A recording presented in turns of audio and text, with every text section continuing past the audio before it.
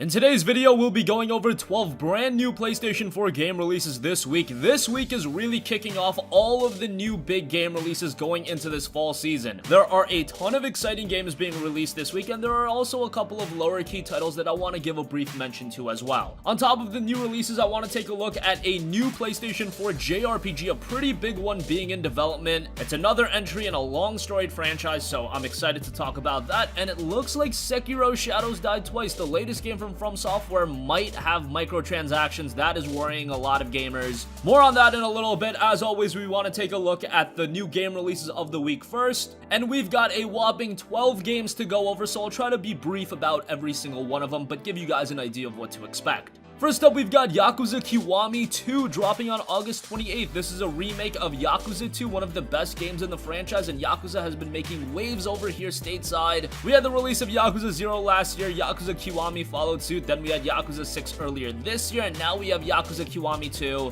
Looks to be another pretty great title. Unfortunately, it is coming at a hefty $50 price point, but considering the quality of a game that Yakuza 2 is, I do think it's going to be well worth it.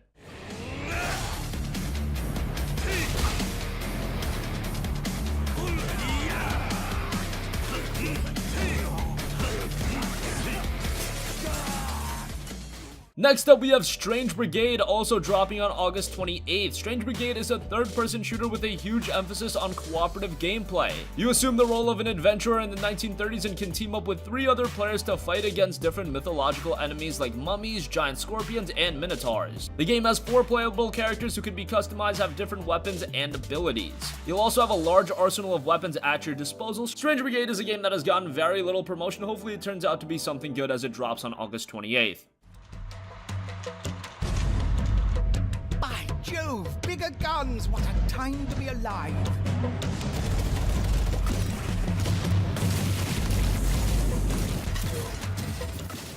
Next up, we have Bow to Blood, a brand new PlayStation VR game dropping on August 28th. Bow to Blood has you keep a cool head while under fire as you redistribute essence between a variety of systems to keep them operating at top efficiency. You send your crew about the deck to respond to every unique situation, and when the fight gets up close and personal, use your trusty sidearm to repel boarders. Bow to Blood is a PSVR title hitting August 28th.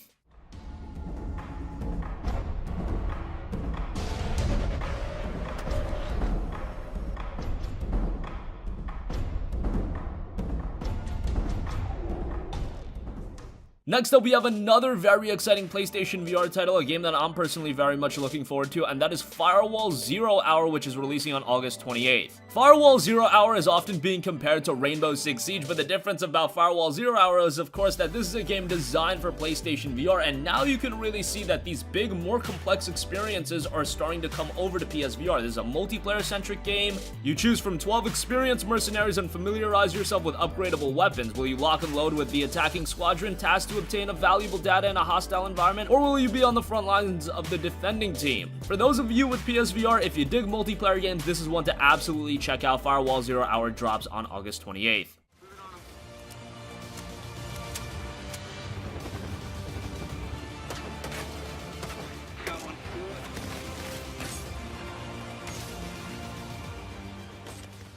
Next up, we have Blade Strangers, which is coming August 28th. Blade Strangers is a brand new fighting game taking place on a 2D plane and features 2 characters battling one another until one character's health is depleted, just like any other fighting game. The game is said to avoid the use of more complex directional inputs seen in other fighting games. Instead, players perform various attacks and special moves by pressing a single directional input in combination with one of the 4 attack buttons. Kinda similar to what you see in Super Smash Bros. Blade Strangers will be hitting on August 28th.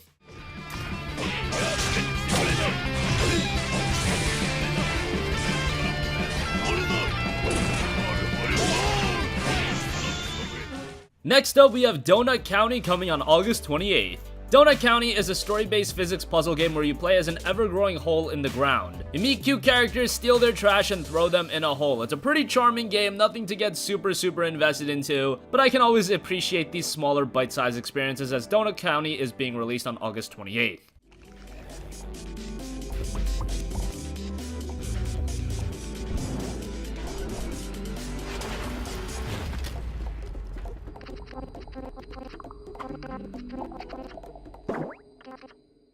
Next up, we have Switchblade, which comes August 28th. Switchblade has you fight your way up the season ranks to become an online superstar in a spectacular future sport championship. Seamlessly switch between heavily armed high-tech vehicles at any time to create endless tactical choices in a frantic 5v5 battle to take down the opposition's tower and claim victory. Looks to be a pretty cool multiplayer experience. Switchblade hits on August 28th.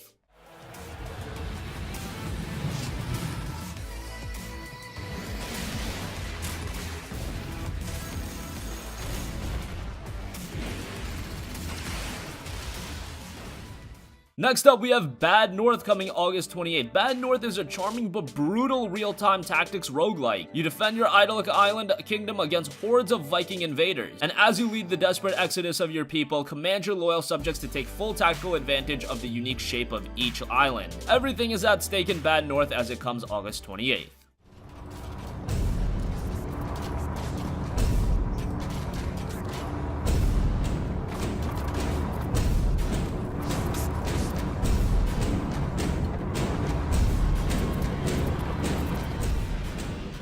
Next up, we have another new PSVR title in Torn, which is coming August 28th. Torn is set in 1953 on the brink of a major scientific breakthrough. The renowned Dr. Lawrence Talbot and his wife vanished. For 64 years, their mansion remained hidden, their laboratory and work all but forgotten until now, and you have to uncover all of these secrets. We've seen more of these mystery-tailored games for PlayStation VR, and this looks to be another pretty interesting one. Again, Torn comes on August 28th.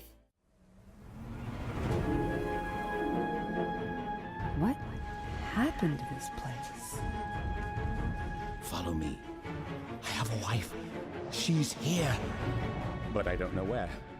Next up, we probably have the best game coming this week, and that is Divinity Original Sin 2 coming August 31st. Now, I can say safely that this will probably be the best game this week because Divinity Original Sin 2 has already been released on PC, and it is heralded as one of, if not the best PC RPG of all time. And with this version of the game, it is the definitive edition. You've got a lot of improvements, so an already incredibly well-received game gets even better. Just bear in mind, this is a game that doesn't hold your hand all too much, but in this version, you do have the inclusion of a new story mode that's going to make the combat a little bit easier. So for those of you that want an easier experience, Divinity Original Sin 2 will definitely offer that as it comes August 31st. His companions.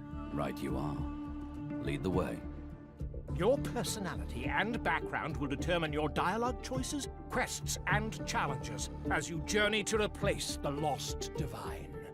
Unfortunately, there can only be one. Next up, we have the latest Naruto game in Naruto to Boruto Shinobi Striker, which is coming August 31st, and the Naruto franchise is back once again, but gone is the Naruto Storm series. That wrapped up pretty nicely with Naruto Ultimate Ninja Storm 4, but now we have Naruto to Boruto Shinobi Striker, a completely new experience, and it has teams of 4 battling against one another. Yes, this is a 4v4 online game, and it is a great change of pace that the Naruto games needed. The Storm games were really good, however, I think Storm 4 took that series as far as it could go. Now we have a new coat of paint with Naruto to Boruto Shinobi Striker, and while I'm not completely sold on it, I'm happy that Bandai Namco are trying something different, and this is coming on August 31st. And lastly, we've got a pretty cool RPG coming with Shadows Awakening dropping on August 31st. Shadows Awakening is a unique isometric single-player RPG with real-time tactical combat. You take control of a demon summoned from the Shadow Realm, the Devourer, to consume the souls of long-dead heroes and embark on an epic adventure with challenging gameplay, a gripping storyline, and enchanting graphics. Again, looks to be a pretty cool RPG, maybe one that I would wait on a little bit of a sale for, as if the Steam price is anything to go with, it looks like it is releasing at $40, which is a little bit steep of a price point, but still it does look like a content-packed experience, so it might be worth it. It's dropping August 31st.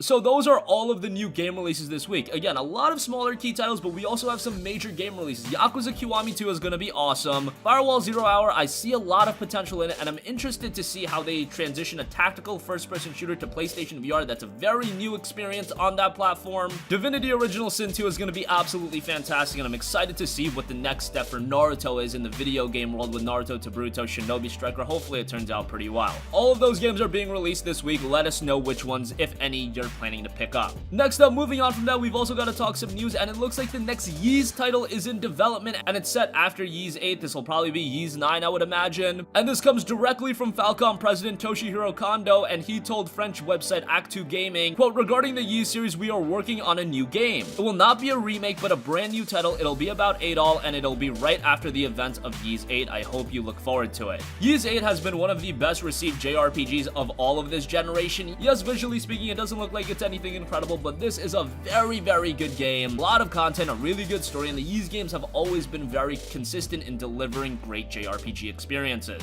I'm sure with Ys 9 or whatever they decide to title this game, they will deliver once again. And lastly, this has become some scary news for people as the Sekiro Shadows Die Twice PlayStation Store page has gone live. And being that this is the latest From Software game, but it is being published by Activision, you gotta think about anything that they will do to nickel and dime gamers. Activision isn't everyone's favorite publisher, and the pre-order page, as I mentioned, went live, and it does note that in-game purchases are optional. Now, that could just be copy-pasted text, but if you're putting in-game purchases optional, I feel like if it wasn't there, you wouldn't put that in there at all. Especially being a From Software game, you would definitely not like to mislead gamers with something like that, and that has caused a lot of people to get pretty scared about it. We still don't have an official word on whether or not the game will have microtransactions, but considering it's on the description page on the PlayStation Store, I would say that it's probably pretty likely that it is, and that's a decision that probably happens from Activision directly. From Software probably decide on how they would implement microtransactions, but Activision are the ones that make the call, hey, this game's gonna have microtransactions, make sure you put that in. Again, we still don't know it for a fact. We haven't had official word from Software or Activision, but to me it seems more likely than not. We'll keep you guys posted.